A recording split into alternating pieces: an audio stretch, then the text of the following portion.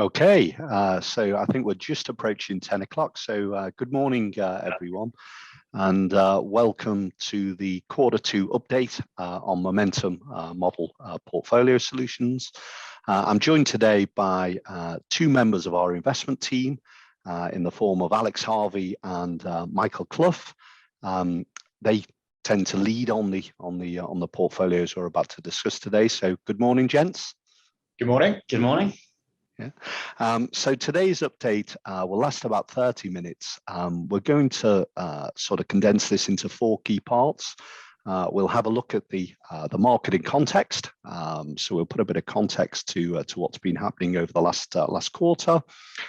Then we'll get into the detail of how that impacts the portfolios that your clients are invested in, what changes we've made. We'll then do a bit of a deep dive and have a look at some of the fund solutions that we use in there and some of the research capabilities. Michael will lead on that. And then right at the end, if there are any questions, we will pick those up with the team. And just on the subject of questions, we've had a few of these come through as we've been sort of advertising this event. So we've got a couple already, but if you do have any questions this morning, feel free to put those into the chat box, which you'll find just at the bottom of your screen, and we'll either answer them as we go, or I'll hold them to the end and then put them to the team. And finally, we will issue CPD after this morning's session. So we'll make a note of all the attendees and we'll send through a CPD certificate post the session. So with that said, I will pass on to Alex and Michael. Over to you, gents. Thank you, Steve, and good morning, everyone. Thanks for joining us. So let's just take stock of where we are, give you a bit of an update on the current backdrop and where we've come from through the second quarter. And we started off pretty much continuing the journey of Q1, which was good for risk assets. Risk assets sort of continue to go up. It's very different actually for bonds, and we'll look at that a little bit more. But the inflation story persists to a degree, although it's tailed off a little bit. But forecasts for growth have been revised up in recent months in most regions around the world. Obviously, the COVID backdrop continues to evolve. It's a different story in different markets, different regions. But nonetheless, in the context of, say, the UK, where the vaccine program has rolled out, very effectively, I think, ahead of the curve certainly versus other European countries, and with the infection rates now sort of starting to tail down and the market opening up, the backdrop's quite good, we think, for the UK, and for us to lead out of that and lead the recovery in Europe. So that's as I say, an evolving framework. We put there on the right middle box actually about the Fed and their sort of the expectations around their QE program. We actually had the meeting with the Fed just yesterday that concluded. They're continuing with their asset purchases. There was some further discussion around the tapering and how that might be brought forward a little bit. But bond yields have stayed fairly steady. Just looking at the main story, particularly of Q2, was the reflation debate.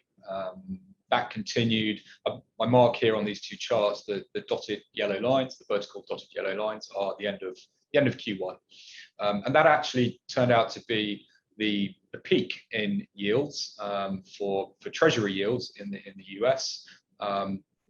At the end of the quarter, and then break-evens continued to rise. Actually, that chart, the dark red line should just be the 10-year yield rather than the break-even. But those nominal yields continued; they came down from the end of the quarter, but the break-evens did continue to rise, but not on a tear away. We know that the Federal Reserve will tolerate a bit of higher inflation. They've told us that. So they remain in check, I think. But as those two lines come together, so the real yield has compressed. And that sort of translates into the story at the bottom half of the chart. Yields have come back in Q2. Growth stocks, which tend to do better in this sort of low yield environment, because most of the value in those growth stocks is in the sort of terminal payout, and the lower discount rate helps that appreciate. They've done very well. In fact, value's done well as well, but they just hasn't done as well. So that growth versus value has closed a bit again in the second quarter, and actually on that quality as well has had generally quite decent quarter, and we'll talk about that shortly. Just looking at some of the changes that we made in Q2, I think the main things to point out here, particularly the top line, is that we've been reducing the inflation-linked bonds in the portfolio. That exposure is taken through the L&G Global XUK, actually, inflation-linked bond fund. So we don't have any UK linkers in there. It's mostly US tips. As I mentioned, that had been rising and has somewhat peaked out. We've been paring that back after putting that into the portfolio pretty much about a year ago, probably about June. And then we've been recycling that into treasury bonds through the Vanguard US Government Bond Fund, which is hedged into sterling, so we don't take the currency risk. So really, we're going from real rates back to nominal rates again after making that shift about a year ago. So taking some profit on that, and we know that yields aren't exciting; they're even negative in real yields. But actually, the relative performance across those two has been about sort of 10% or so over the last year. So optically, the yields don't look great, but the return prospects have been good. Another thing that we've also done recently is put an allocation into Japan. We've done that via the Fidelity index fund in Japan. Essentially, I mean, earlier this year, Japan has lagged other markets.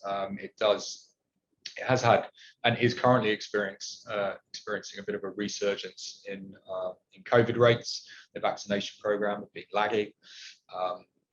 So you've got the Olympics going on at the moment as well, but it had underperformed versus other regions.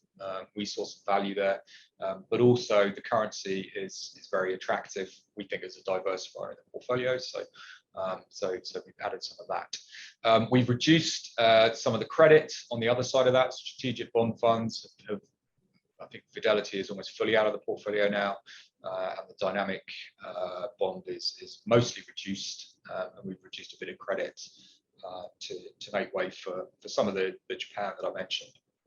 And in most of the portfolios, not all, but in most of the portfolios, the cash has edged up a little bit. So they're the main stories really of this quarter. They largely sort of play to that, the inflation theme as well. That's probably the bigger component. In terms of the actual impact on performance and how the portfolios have been doing, on the left-hand side, essentially, everything that's gone up, everything that's had a positive contribution. It's not an exhaustive list, but that is the majority and some of the bigger contributors there. As I say, it was a decent month for bonds and for equities, risk assets. So there's plenty on that left-hand side. The one allocation of the portfolios that did underperform a little bit, I think maybe around 2% or so, was the Neuberger Berman Uncorrelated Strategies Fund, which is, as it says on the tin, is uncorrelated. We seek returns over time, not negatively correlated, but uncorrelated. So it's in there as a diversifier, but to get returns. And just to remind people, Q1 last year, that one was up, mid-single digits % when everything else was down pretty much. So it plays its role in the portfolio. I'm going to hand over to Michael now, just to talk a bit more about Trojan. Thank you, Alex. And yeah, so Troy Trojan here, that was on the list of contributors on the previous page. Trojan was actually our best performing fund over the last quarter, and I show here the performance just year to date of the Trojan fund in blue against the MSCI World Index in green, and then importantly, the MSCI World Quality Index in yellow there. And when we last did an update, it was Schroder Recovery in this spot, which had been performing very well as we saw that reflation trade really in full swing. It was the value names that had done well. A little bit more caution in markets over the second quarter, and it's been those quality and those growth names that have done a little bit better. And so Trojan is really very much in that quality camp that we pair alongside the likes of Schroder Recovery, the value names, and some of the growth names in the portfolio as well. So Trojan is a global equities a fund with a quality bias, and so the type of companies that this team are after are very much those kind of big global brands, companies with big and strong competitive advantages that might arise from things like unique intangible assets or powerful networks, that type of thing. Companies are typically making strong free cash flows from recurring revenues. They typically have strong balance sheets with low leverage, strong management teams, and so really the type of characteristics that you'd expect from very strong quality businesses.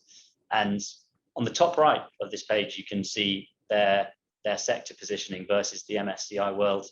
And I suppose it's unsurprising, really. They are overweight the more defensive sectors and those that you deem typically higher quality, the likes of tech, healthcare, and staples. Within the tech space, they're investing in names such as Google, MasterCard, Visa, Microsoft.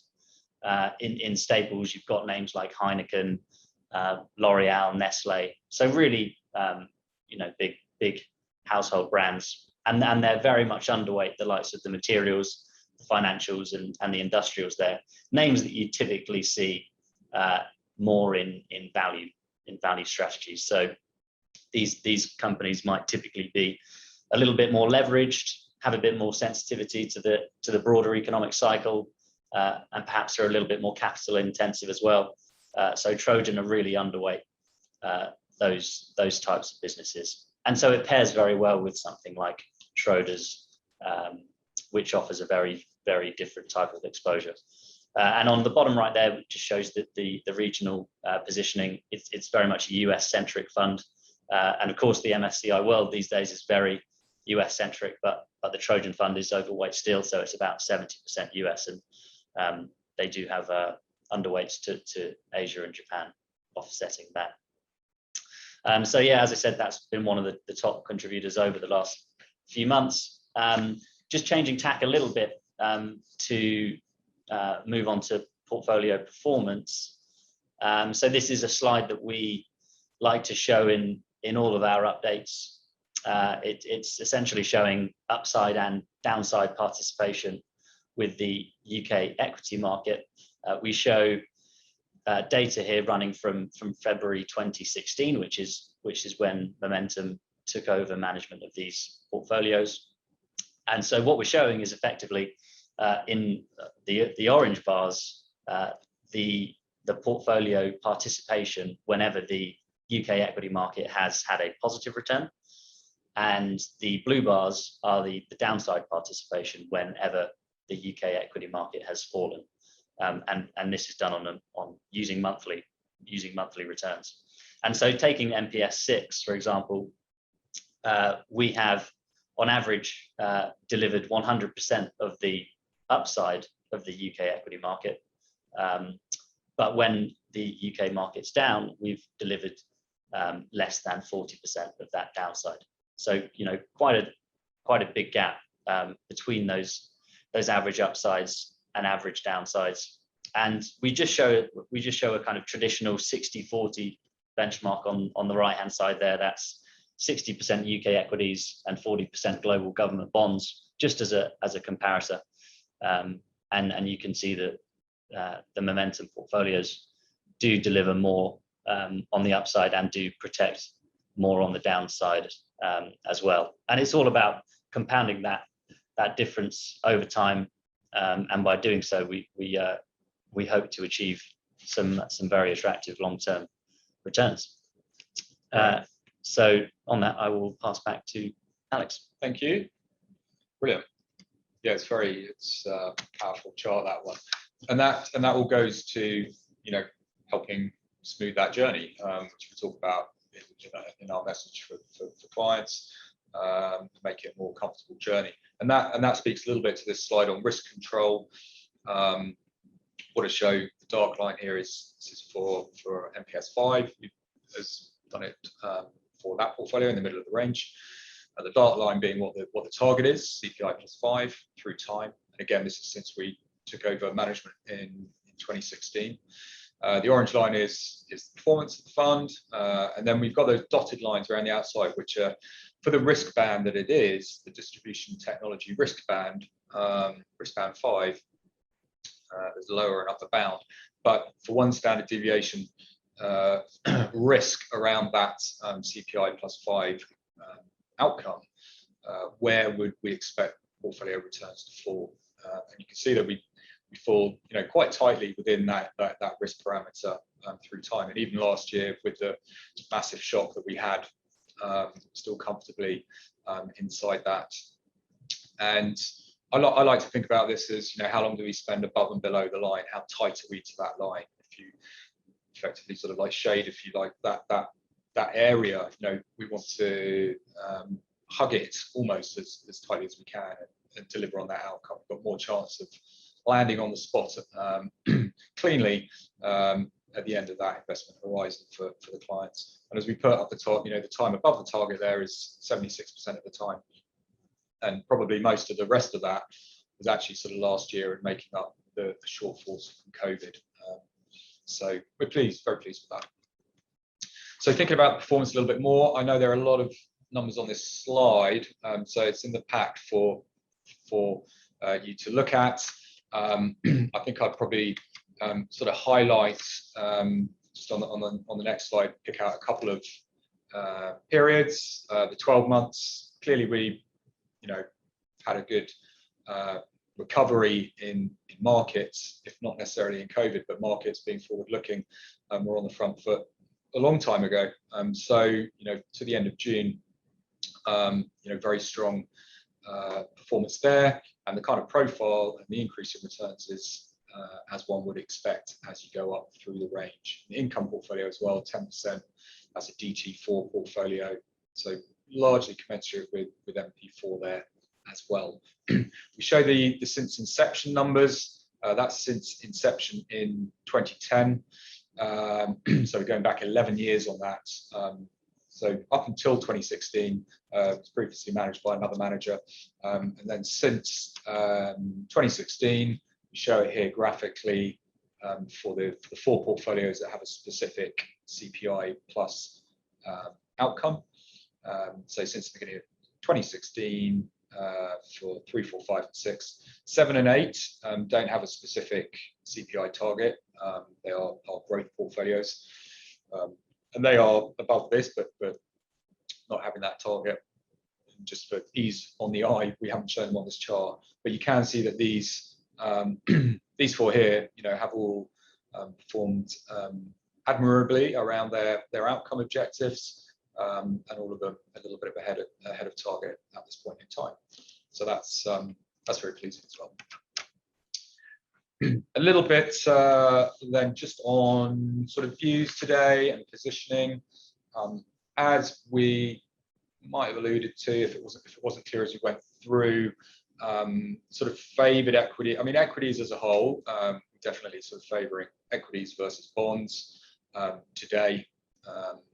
Yes, markets are reasonably expensive. Equities are reasonably expensive, certainly equity indexes. But for active managers, and we use a decent proportion of active managers in these portfolios, there's plenty of opportunities. We know that the US as an index is quite expensive, but that's dominated by a few companies. As Michael said, the likes of Trojan still have 70% there, and they can still outperform. So there are opportunities for active managers. Fixed income, broadly speaking, we're well, we are underweight. We're underweight in terms of duration, and preferring real rates to nominals, although we have been paring that back, as I mentioned, probably about half and half today. Just on the equities, actually more specifically, UK and Japan are probably they are the sort of key sort of overweights at the moment. We had favoured emerging a little bit more sort of further back. That's probably sort of come back a little bit. Maybe some risks to the upside for the dollar would be sort of potentially challenging for emerging markets, and quite idiosyncratic on a country basis, but there are the COVID risks and certainly vaccination rollout plans, etc. Arguably a little bit more risk around that. But emerging markets, no doubt, are cheap in aggregate, so we still advocate definitely having a position. Alternatives are there really to both for return and diversification. Infrastructure, we like that, as you and your clients will know, there's huge demand for infrastructure assets for building, roads, maintenance, and digital infrastructure, etc. Upgrading our 5G, not wanting your Zoom to drop out in the middle of a meeting, things like that. So all of this requires investment. We've had those clear big budget plans in the US, but it is more a global requirement. So we've got exposure to infrastructure there through one of the managers in the portfolio. Liquid alternatives is through Neuberger, which I mentioned. And then currency-wise, we don't explicitly take currency views. There is currency embedded in the portfolio. Most of the bonds are hedged back, but we are overweight to the UK. I do think sterling has done well. Probably won't perhaps enjoy as good a rush as it sort of had into the back of last year and the beginning of this one. And the yen, again, is a nice diversifier in the portfolio at a time when other diversifiers have become more expensive. Positioning wise, largely been through this. I mean, with global equities, that's actually sort of Japan within the context of global there. So that we've increased. Convertibles have been edging lower. That's been a really good trade for the last year. And clients that have been on previous calls will know, have heard us talk about that. High yield and strategic, we pared back a bit. And government bonds overall has probably come back a bit, but probably what you don't see nothing there necessarily is the sort of the inflation or the real rates versus the nominal. So we have we have positioned more tactically around that, and that's played out really well actually. Cash on the whole up a little bit. Nice to have a little bit of dry powder. Things have got more expensive. We're only talking 1 to 2% or so, but on pullbacks, as I say, 0.1 here in the outlook.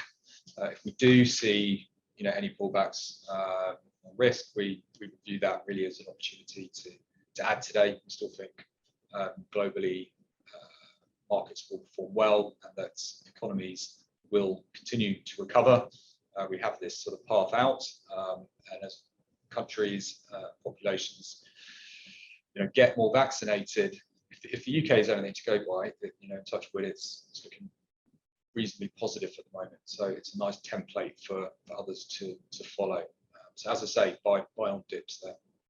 Remain underweight duration, constructive on real assets and infrastructure. The UK has a natural bias to more of these recovery names and cyclical sectors, hence the overweight there. So yeah, I think that's most things. You see in the middle there, stay diversified. The only free lunch you get, we always advocate that as multi-asset investors. Don't just rely on your government bonds. They do have a role to play in portfolios, but you need to think more laterally. You need to think about diversifiers, uncorrelated assets, yen exposure, and infrastructure, property, etc. Some of the bond proxies, and ultimately that's we think a better way to diversify your portfolio today. So I think with that, I will probably hand back to Steve just to wrap up and see if you've got any questions at all that have come through. Thanks, Alex and Michael. Yeah, really interesting update there. We have, you'll be pleased to note, had a couple of questions come through. The first one relates to probably comments right at the start of the presentation around inflation. And the questions come through, inflation's our topic at the minute. If inflation continues to rise, how are the portfolios positioned to accommodate that? Because I think you mentioned you'd been sort of selling down inflation-linked bonds and moving into other areas. So just a question of caution there, how the portfolio is positioned. Yeah, sure. Well, you're right. I did say that we've been paring them back.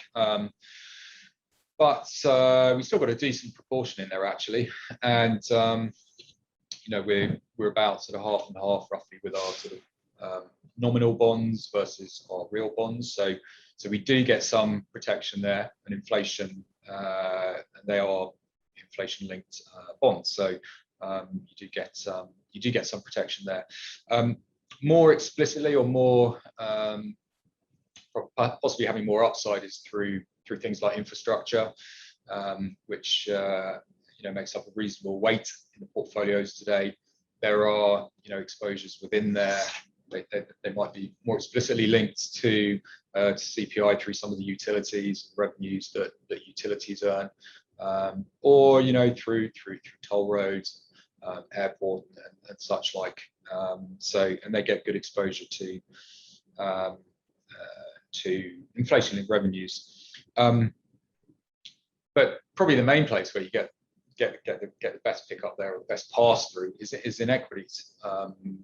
You see that, and for equities, when you have got rising costs and rising input costs that have come through, and we've seen that in the producer price inflation as well, which is higher than consumer price inflation. There is pressure coming through at the front of the chain, through the production line. Ultimately, I mean, that can squeeze corporates for a little while, but eventually, potentially sort of coupled with wage pressures, that would find its way through into the pricing of goods and services that are being sold by these corporates. So that's probably one of the most effective mechanisms to capture that. And a number of studies have been done that there is a bit of a sweet spot, and it's probably in that sort of low to single mid digits inflation, sort of squares well with the better returns from equities over time. We don't want it inflation busting, high single digits or more. It's not necessarily good for equities. Bond yields would go up, but as I say, sort of low single digit inflation is not bad for equities. So we tend to favour exposure there today. Okay, sounds good. Thank you. And the other question that we've had relates to Japan, and sort of circling around Japan's promise to deliver for the last decade. What do we think the difference is now? And I'm going to throw that hospital pass to Michael. Well, Japan is a very interesting one. And yeah, as Alex said, we have added to Japanese equities over the past quarter. I think the first point to make is it's pretty cheap. In valuation terms, it looks attractive to us. If you look at the on a price to book metric relative to global equities, Japan is as cheap as it's been since the financial crisis. It's just kind of trended downwards and gotten cheaper over the last few years. So I think that's the first point. Is it looks attractive on a valuation basis. I think secondly, around the currency exposure that it gives us. So Alex talked a little bit about diversifying your diversifiers. We didn't have too much Japanese yen exposure in the portfolios earlier this year, and buying the Japanese equities gives us a bit of yen exposure. The yen is typically a safe haven currency that performs well when there is periods of market stress. And so there is an element of that, of just diversifying our diversifiers and getting a bit more yen exposure in the portfolio. But there are also some other interesting things about Japan that we think give it a positive backdrop. And I think one important aspect is around the stimulus that we've seen over the last year from both the central bank and governments. So out of all the G20 countries, Japan's fiscal stimulus has been by far the greatest. So since the pandemic, the government has spent upwards of, or north of, in fact, 50% of the country's GDP, and it really doesn't just dwarf other periods in history. I mean, it dwarfs other countries. I mean, it's far ahead of the US, the UK, and European countries in that regard. So a lot of support from the central bank, which remains to be one of the most accommodative in the developed market world. A lot of support from the government, which should be supportive for businesses. And I think another point is the makeup of the index. It is typically a more cyclical index, kind of like the UK, which does have, they do have bigger allocations to your industrials, your automotives, financials, types of businesses that should do well during an economic recovery. And you can say the same for the UK as well. So I think those are certainly some of the key points, for why we like Japan today. I hope that was, I hope that gave a bit of insight at least. Oh, good. Yeah. I think for a country that has such low yields as well, it's got one of the, call it, highest dividend yields of around the world. Now, in that, we don't buy just for dividend yield, but that speaks a little bit more to the sort of more progressive governance policies that have come through in Japan in recent years, and how they're more shareholder aware, shareholder friendly. There's more dividend buyback activity, more consideration for shareholders, which comes off the back of AIB's third arrow a few years back. So it's the backdrop for shareholders is so more progressive, I think, today. Than it has been in the past. That's a great point. Yeah. So for the first time in many years, Japanese equities now provide a dividend yield that's greater than broader global equities. Typically, it's been much lower, and it gives that premium despite having a lower payout ratio as well. So there's room for that to continue to pick up as well. Yeah. Okay. That's really interesting insight, and thank you for taking the time to answer those questions there. So we're just at time, so it just remains for me to thank Alex and Michael for the time this morning, and thank all our listeners who've dialed in. Thank you for your time, and thank you for your support of what we do and how we do it. It is very much appreciated. If anyone on the call requires further information, please feel free to get in touch or speak to your usual business development consultant. As I say, we'll be issuing CPD following today's presentation, and it just remains for me to say enjoy the rest of your day, and that concludes today's update. Thank you very much, all. Thank you.